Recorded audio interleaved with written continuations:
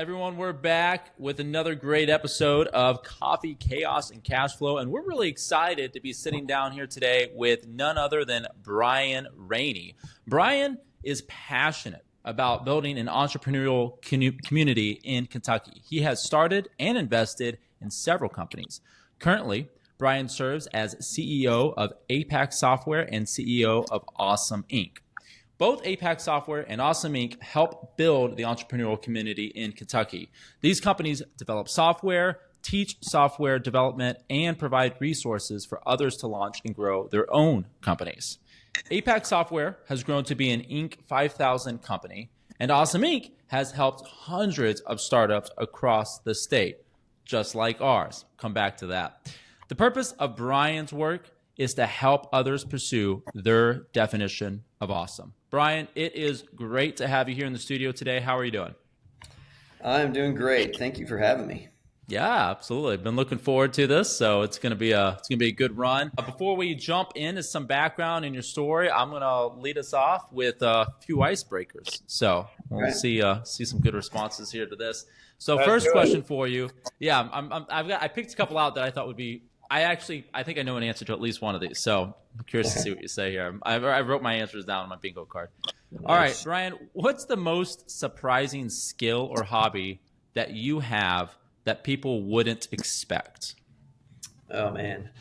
I think skill would be that I love to surf. Okay. I picked up surfing like 10 years ago, but we're landlocked here in Kentucky, so I don't get to go that often. But I might have the largest surfboard collection of any Kentucky resident. Really? I bet that is true. That's awesome. And then I'd say another surprising hobby is that I'm really into fish tanks. So I've got a saltwater aquarium. Wow. Okay.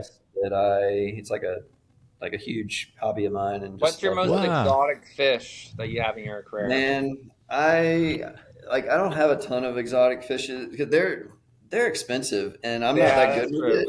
So I just can't get myself to buy a really expensive fish and then have it probably die in the first week. Start floating up at the top. Yeah, it's so sad when $500. So, there it is. Yeah, there are literally. I don't have any that are this expensive, but there are literally fish that people will buy, and I see them when I'm shopping online sometimes. They're multi-$1,000, $2,000-$3,000 for wow fish.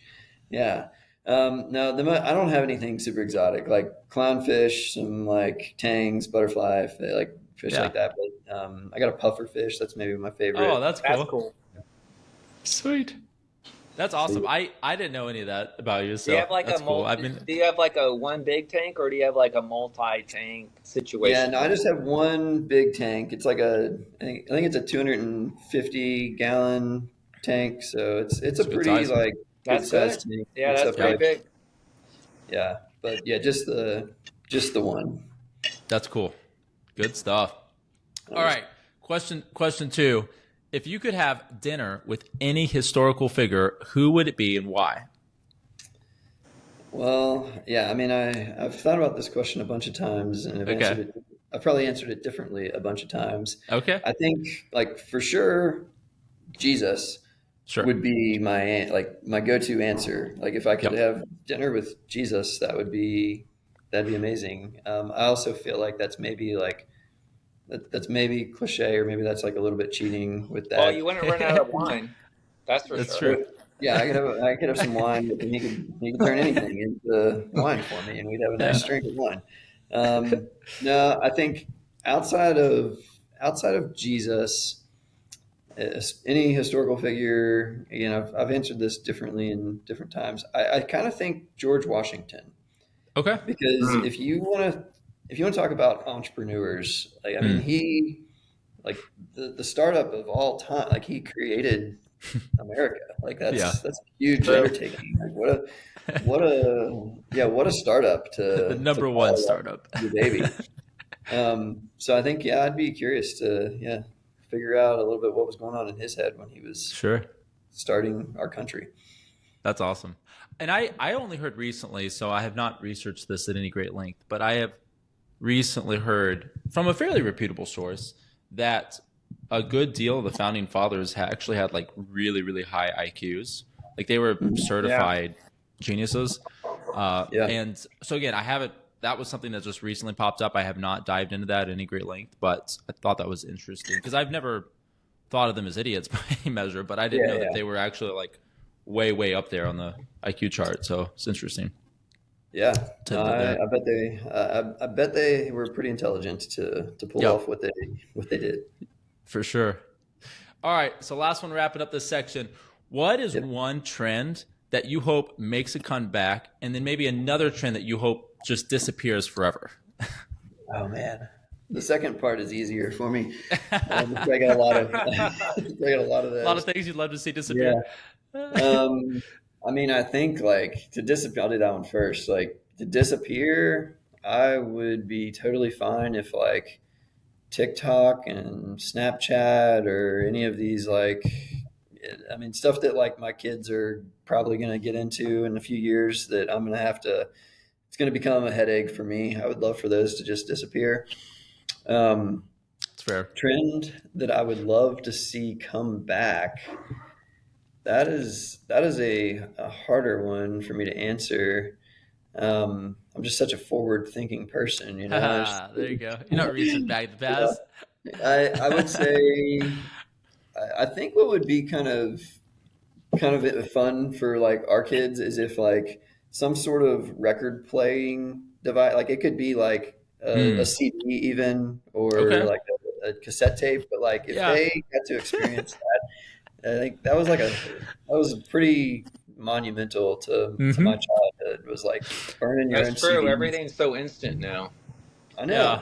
You don't have any thought behind why you're putting something in or whatever. I know. I had to work for it. If I wanted to like get my favorite 10 songs, like I had to like burn my own CD. I had to download them, burn my own CD, have that on me in my car all the time.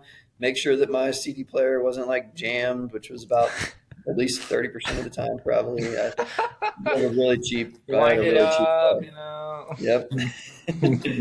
So great. Yeah, maybe that. It's funny. Our kids are really big into Adventures in Odyssey because I listened to Adventures in Odyssey all growing up. And we were, actually, it wasn't so much me, but my siblings right above me, they had recorded dozens and dozens of shows onto tape cassettes. So we had like a huge tape cassette collection of recorded radio shows that I was listening to as I was growing up. And so that was right before CDs, and then we got into CDs. And my kids now, like we pull it up online, press play, and then they listen to it on the iPad or the phone or whatever. It's like, you don't know. I know. And think about this too. If we could bring that back, then they could make their like best mixtape for their girlfriends. And like what a symbol of love, like the work and effort that had to go into that. If you wanted to like share your favorite songs with your girlfriend, now it's like, just send a link on Spotify and it's like, hey, thinking about you, babe. But this exactly. That's great. Oh, that's good. That's good stuff. It's good stuff. Nice. All right. Well, Brian, we're going to jump into some particular questions on your experience, your background, kind of where you're going in the future. Before we start unpacking some of that, can you maybe give us a bit more of a backdrop on who you are, kind of how you got here, maybe a summary on that? We kind of read your bio in terms of what's going on in the moment, but why are you here in 2025 running these incredible companies with APAX and awesome, doing what you're doing in the community? How did you get to that point? What was the kind of trajectory to now? Yeah, no, happy to share a little bit of the backstory there. So my journey like into true entrepreneurship, and we had a lot of different entrepreneurial interests and different ventures that I got into, like even in like middle school and high school. And even I kind of remember back, like one of my first entrepreneurial ventures was when I was in middle school. I was like, I wanted to sell both candy bars and water guns from my locker in school. Okay. So like in the, like the middle school hallway, I had my locker, and it would be kind of like my little like supply shop, and and they were like these mini water guns that you could like put in your pocket and like squirt people in class. Concealed carry. Oh yeah, I love those. Yeah. huge margins, guys. Like, I mean, the margins on these things were unbelievable. Like, you could go to the dollar store, you could get like 4 of them for $1. And then Yeah. I could go to a school and I could sell them for like $10 a piece. It was like, Oof. it was crazy. Amazing. Yeah. That got shut down though. One of my friends actually turned me in to a teacher because Wow. I didn't work him into the partnership. I was just like, I What? don't need another. I already had one partner. I was like, I don't need another partner. And then he sells me out like in the middle of a deal. I'm Oh just my like, No word, yeah, like a dude. teacher. It was like a drug bust. Like they like broke up the whole deal, took all my water guns, all my candy bars, and I was just like, I'm Oh out of man, they just business. confiscated it all? It was the end of my first business. That was how we got shut down. Oh gosh. That's Um, great. but like the first kind of real business that we started was when I was in college. I had started a company called bookexchange.com. And me and all of my peers, just like everybody else that was in college, when I was in college, kind of early 2000s, like we were just tired of getting ripped off by bookstores. So Sure. you'd go to the bookstore and you'd pay whatever, $150 or something for a textbook times like 6 classes or something. You're spending Yeah. almost $1,000 on textbooks every semester. Yep. And then you go back at the end of the semester and it's literally been 3 months. 3 months later, that same textbook that you paid $150 for, they're like, I'll give you $10 for it. Yeah. So it was terrible. So we were like, we can solve this. We'll create a marketplace, basically think like eBay, just for college textbooks. Sure. And we started it at UK. So I was going to UK at the time. We started this like online marketplace for textbooks for UK students, and it was going pretty well.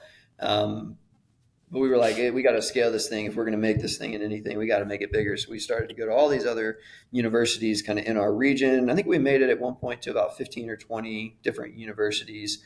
But we were never really able to figure out the business model and hit a volume that mattered. We pitched this idea to Facebook. We tried to kind of Hmm. have Facebook acquire us. Yeah. And they were like, hell no, why would we? We don't need you guys. Like, if we wanted Yeah. this, we would just build it ourselves. Like, you guys are so small, you have no market share. Yeah. And that was kind of like the end of that business was when we realized, okay, we can't figure out a way to make money. Nobody wants to buy this. So we shut it down kind of right at the end of college. But during that same time frame, I knew that what I wanted to do was run my own business. I just wasn't sure exactly what that was going to be, or really if like I had what it took to be able to do it. Yeah. So I ended up meeting with President Todd. So Lee Todd was the president at UK at the time. Had a meeting in his office, and he sat me down and kind of asked, what I'm thinking about doing after college. I told him like, well, I have like plenty of job opportunity. I'm a computer science graduate. I can get a good job and it would pay really well. It would cover all my benefits. Like I could have a pretty nice cush setup if I went down Sure. that path. Yeah. But what I really want to do is run my own business. I just don't know if I'm any good at it. I don't know how to do that. There's not like a playbook for that. It's way riskier. I just started a business and it failed. So like, I don't know what I'm really supposed to do.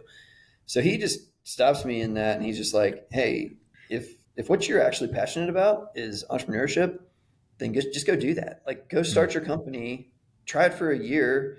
Who cares if it fails? That's like, I mean, the job that you were going to get today is still going to be there in a year. You'll be able to be a computer programmer Yeah. for the rest of your life if that's what you want to do. But if what you're passionate about is starting your own company, then like just go try it. And what that kind of did for me was it created this kind of the idea of like realistic worst case scenario. And it's never really as bad as what you might think it is. Like realistically, worst case scenario in that was like I was going to fail in my business, and a year or two later, I was going to go get the same job that I was going to have that day. Sure. So he kind of created that mindset or presented that thought process anyways to me. So that's what we did. We like went and started APAX software that year, and had a lot of success with it. And we were able to grow that company pretty quickly. I mean, super blessed to have the team and the clients that we we had early on, and still have a great team and great clients today. But because we were able to start that company, a couple years after that is when we started Awesome Inc. And we started Awesome Inc. because we wanted to fill the gap in the entrepreneurial community that we saw existed in Kentucky. And we wanted to really kind of do what President Todd did for us, which was just give people permission to go try, give people permission to try and even permission to fail at whatever their business idea might be, and create a place in Kentucky where people could get together and have community around them that would hopefully, one, make it easier and just more comfortable to do what's not the normal thing. Like the normal thing is go get a job. And if you're coming out of college, like that's what everybody tells you you're supposed to do is go get a job. So we wanted to create a place where you could get together with other people that were not doing the normal thing. And then also hopefully increase your chances of success because you're around a bunch of other entrepreneurs and create a bunch of resources and tools that entrepreneurs could use. So that's pretty much what got us into what we're doing today is Lee Todd. So this is interesting. I've thought about this in the past, and I don't think I've ever asked you this, but I will now. If you're looking back, say hindsight is 2020, in a scenario where Facebook let's say they were positive. Let's say it went straight to Zuckerberg and he's like, hey, this is awesome. And of course we could just build this but they just buy you out, right? They bring by the you way, on. that's what we thought was going to happen. Like we thought we were going to go out to Palo Alto and actually talk to Mark Zuckerberg. We did. Like we talked to a guy named Noah Kagan who was very helpful, but he was not, he wasn't the CEO. Anyways, go on. You saw the gatekeeper. And they're like, get out of town. but pretty much. Envisioning a scenario in which your best case scenario did happen. Everything went just like you wanted, bought you. And what do you think that would have looked like? You just stayed in Textbooks Exchange and continued to grow that for Facebook, or you use that to develop something else? And because I'm always curious, I look back at different points in my life and I can say, hey, if this thing had happened differently, something that I thought I really wanted, or I truly did want at the time, if it actually happened and it wasn't a letdown, what I perceived as a letdown time, my life would look really different right now, tremendously different. And so I'm always curious to hear from other people, what do you think the situation would be right now at this point in your life had that particular event gone the way you wanted at that time? Yeah. No, that's a great question. For one, I would be a whole lot richer. I think best case scenario for Book Exchange was that there was another competitor at the time that has done really well. You may have heard of it. It's called Sheg.com.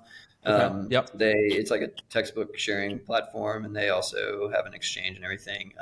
So they're valued at over $1 billion. Wow. Now. Okay. So I guess that's kind of best case scenario for us is that we would have made it to $1 billion company. We'd have a ton more resources, a ton more money. But I guess thinking through that path, realistically, I probably would not be in Lexington anymore. I probably would have at some point probably had to leave Lexington and run this company somewhere outside of Kentucky. And Austin wouldn't be what it is now. That's true. Awesome Inc. I probably would have never had that meeting with Lee Todd, and probably would have never started APAX, and would have never started Awesome Inc. So I think there's all kinds of butterfly effect thoughts that go into that, and hopefully, I would like to think that my heart would still be kind of where it's at now, and that I would want to be giving back to whatever community I was in and helping out the people around me. That's a big part of our mission at Awesome Inc. is that we want to help other people pursue their definition of awesome.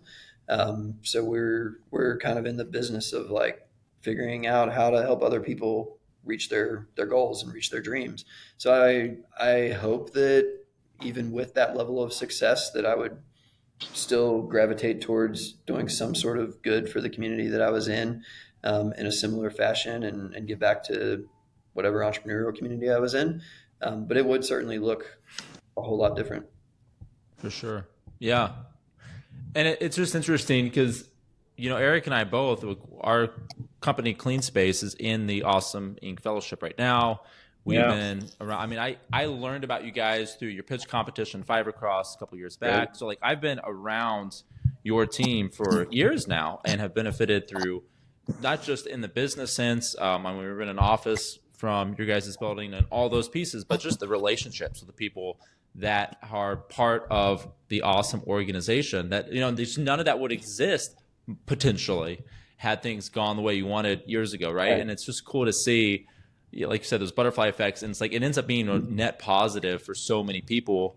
But at the time, it's kind of a letdown, right? It's like, oh crap, like Facebook turned us down, they snubbed us. Like, what are we going to do now? And so I just love to see that, like, hey, it looks rough, now, but it ends up paying out really well for way more people than you might have anticipated, at the time. So.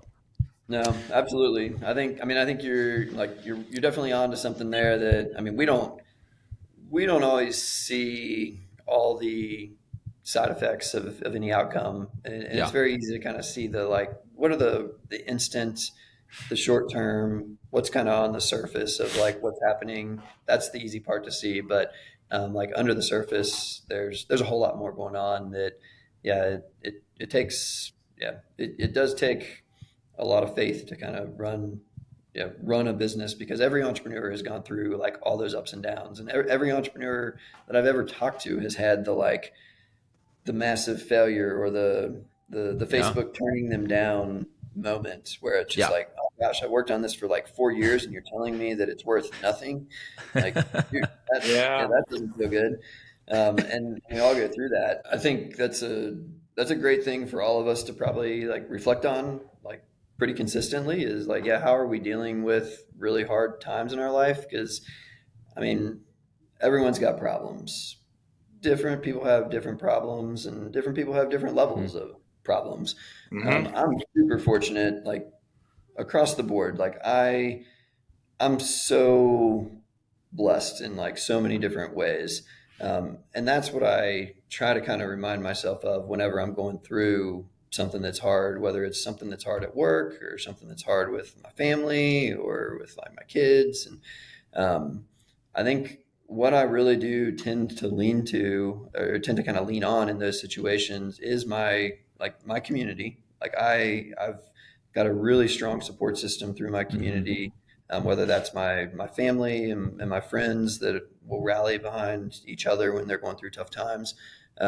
So having kind of a tribe and a community that is there and has got your back.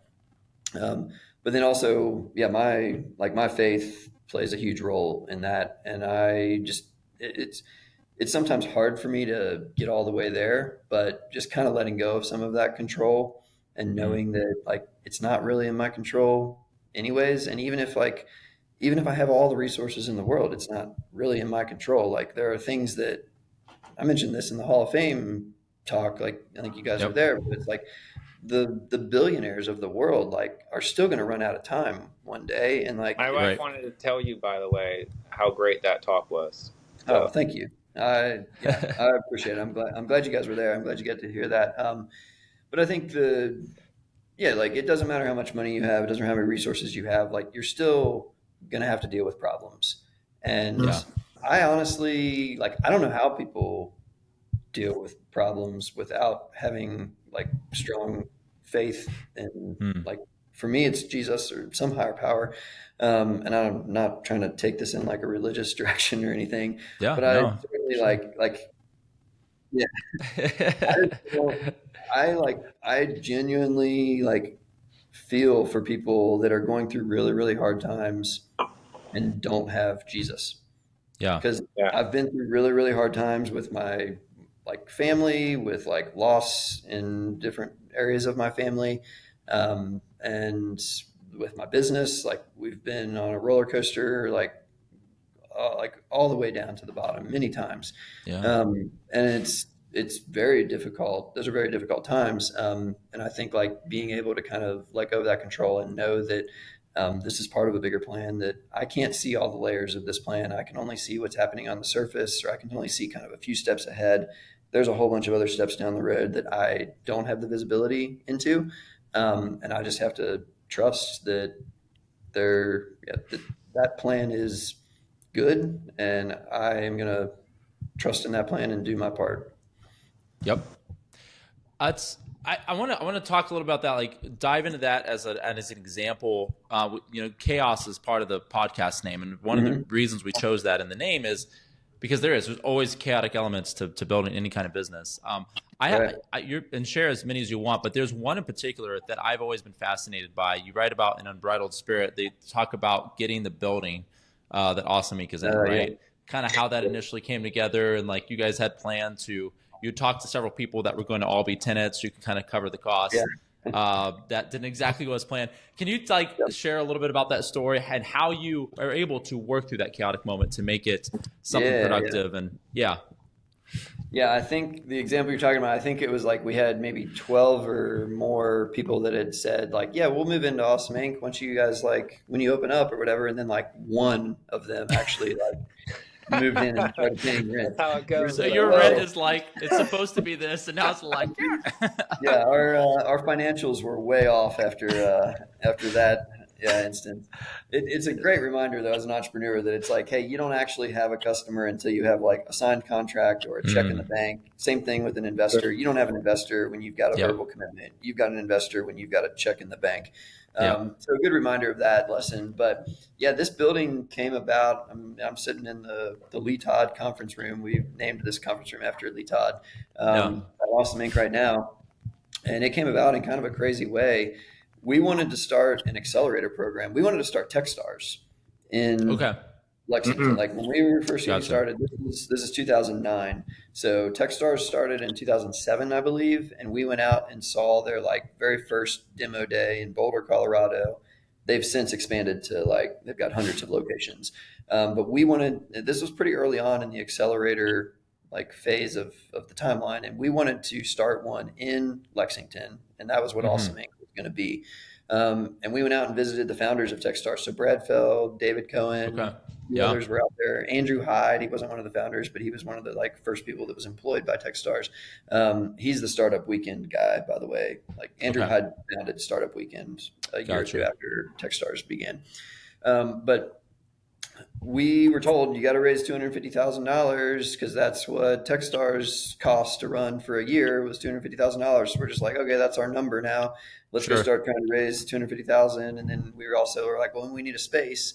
So we found this space on Main Street. And we had there was no way we were going to be able to afford the asking price on the rent because we're literally we face Main Street. We've got an amazing location. It's a pretty big space. Even the portion of the building that we started out renting, I think it was 5,000 square feet, which is way more than we needed. But pretty good chunk.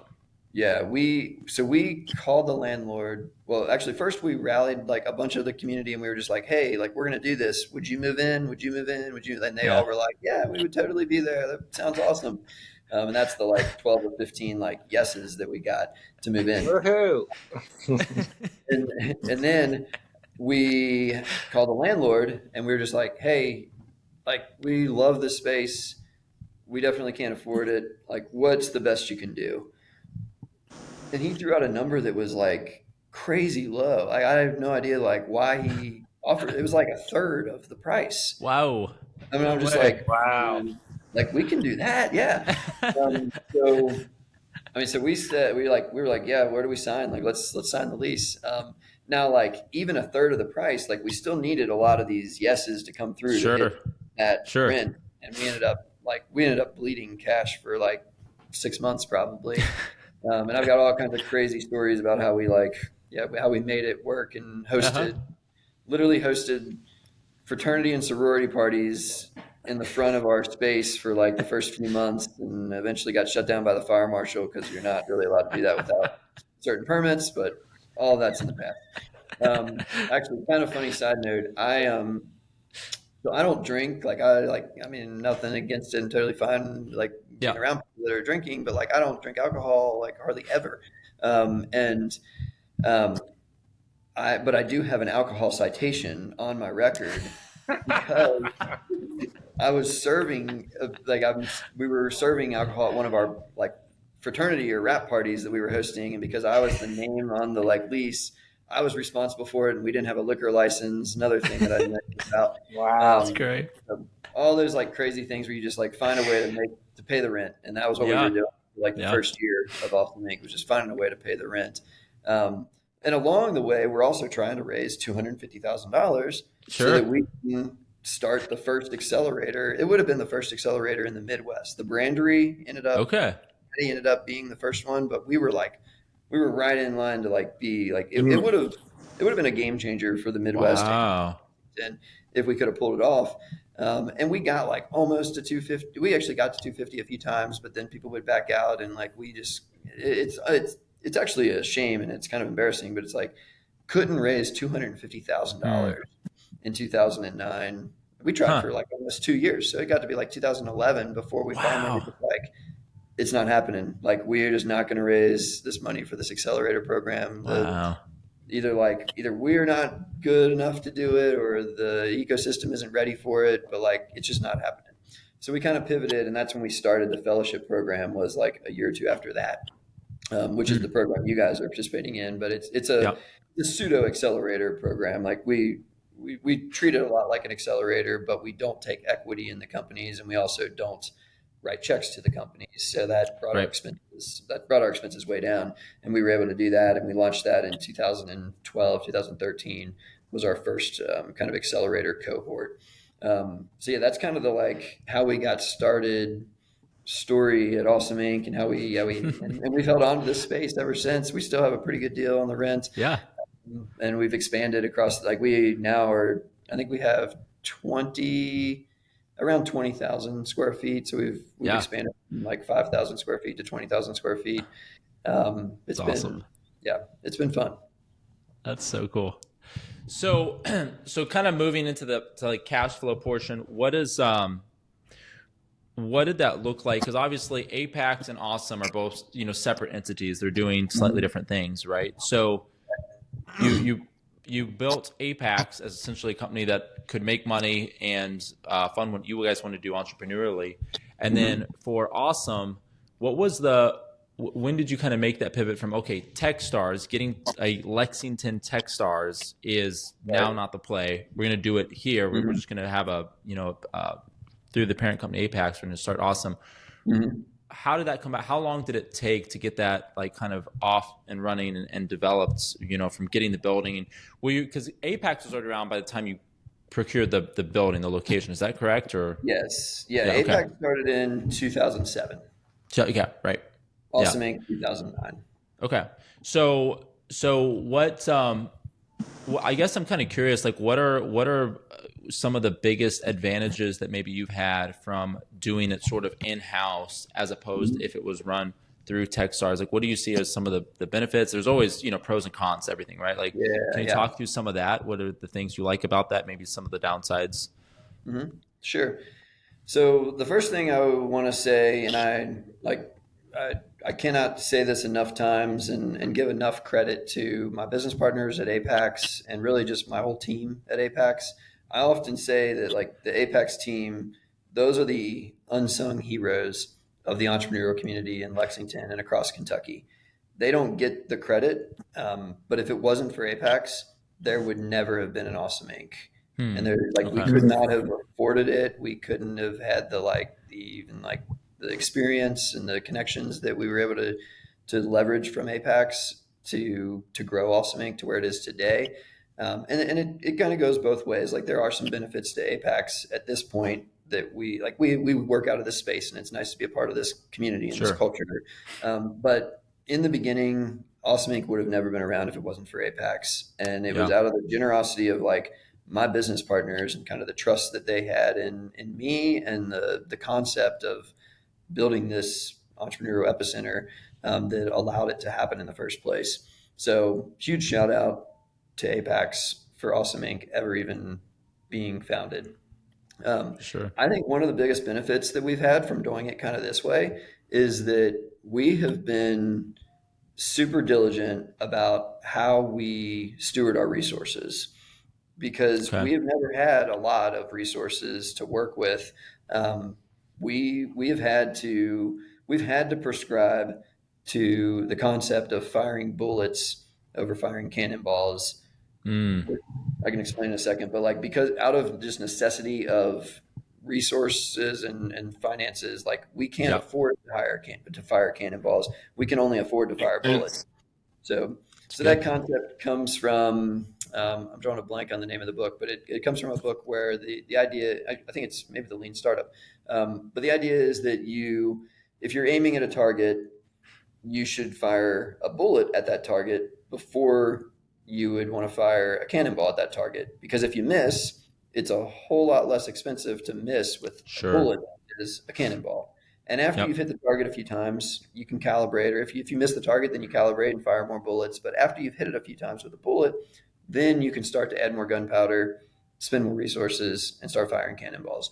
So we've been forced to do that at Awesome Inc. from day one, Mm. because we don't have a lot of resources. Even like with this building, it was like we couldn't have afforded this rent if we had to pay market prices. So we were kind of Yep. we sort of lucked into it, but we also had to kind of negotiate to get the rent to like where it is. And now we've been set Yep. up really well. Like ever since then, like we've had really good rent rates Yeah. because we're good stewards with our resources early on. Hey guys, Aram here. This is not a commercial break. We actually found out in post-production that at this point in the episode, Brian's recording just quit. And so the final third of our topic, our discussion, is just Eric and I asking questions with no recorded response from Brian. So unfortunately, we're going to have to cut things short, which is really kind of a bummer because we had some great stuff at the tail end of that discussion with Brian. But he has agreed to come back and join us down the road on the podcast. So we'll look forward to catching back up and hearing updates and resuming the discussion from where we're leaving off here. But I did want to get you all involved in a very tangible way with what Awesome Inc. is doing, and that is through their pitch competition, 5 Across. These get hosted every other month at various locations throughout downtown Lexington. And next month in February, just over 30 days away, on February 26th, they'll be hosting their first 5 Across pitch competition for 2025. You do not want to miss this. It's going to be a ton of fun. Starts at 5 p.m. on Wednesday, the 26th of February. And that will be hosted at the Main on Main, an incredible event venue at the top of the Chase Building downtown. So here's the deal. In the description for the show will be a link to purchase free tickets to 5 Across. So you'll be able to book that directly. And if you're checking this out later, maybe on audio, and you don't want to pull up the link right away, you can search 5 Across February 2025 and use the code CLEANSPACE, all one word, and get free tickets that way as well. So we would love to see you guys out there. Hope that you come join us and tell us about the episode with Brian, what you enjoyed from it. We'd love to meet you in person. Again, sorry to cut this short, but we would love to see as many of you as can make it to 5 Across in February and celebrate the entrepreneurial community together. Thanks so much. Have a good one.